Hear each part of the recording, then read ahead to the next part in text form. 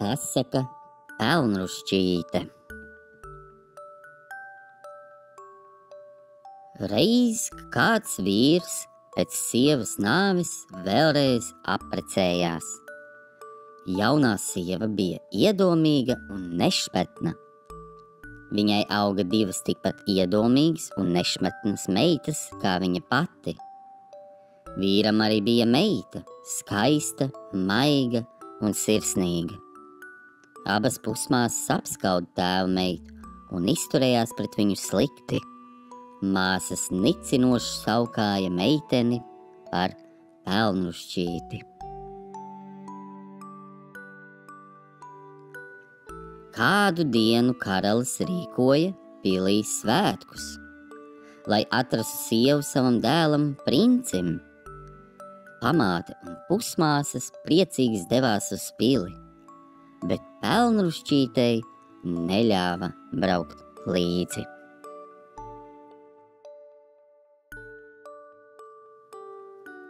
Pelnrušķīte gauži raudāja.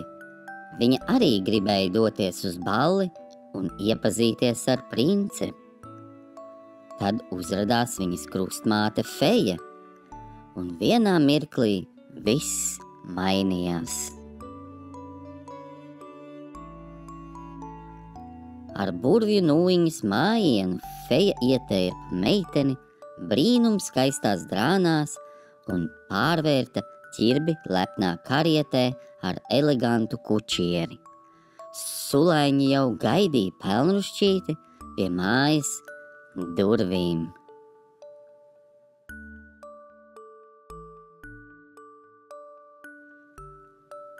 Paldies, krustmāte Feja! Iesaucās Pelnrušķīte, taču Feja viņu brīdināja. Tikai neaizmirsti, tev jāatgriežas mājās pirms pusnakts, tad būrvestība zudīs!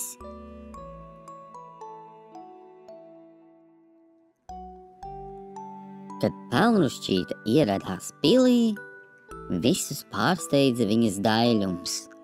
Princis iemīlējās Pelnrušķītē un dejoja ar viņu visu vakaru.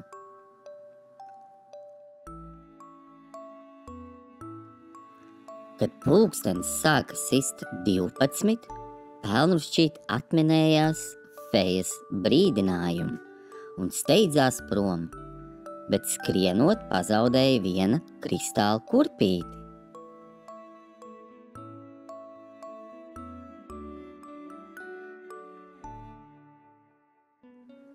Princis paziņoja, ka precēsies ar šīs smalkās kurpītes īpašnieci.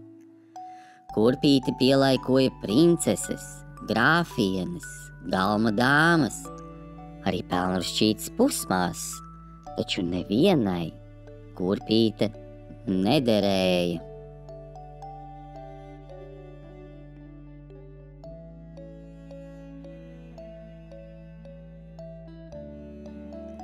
Vai es drīkstu pielaikot?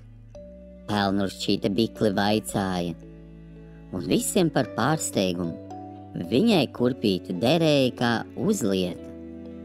Tā skaistā meitene un princis apprecējās, un abi dzīvoja laimīgi visu mūžu. Ja gribas dzirdēt vēl kādu pasaku, pieseko kanālam.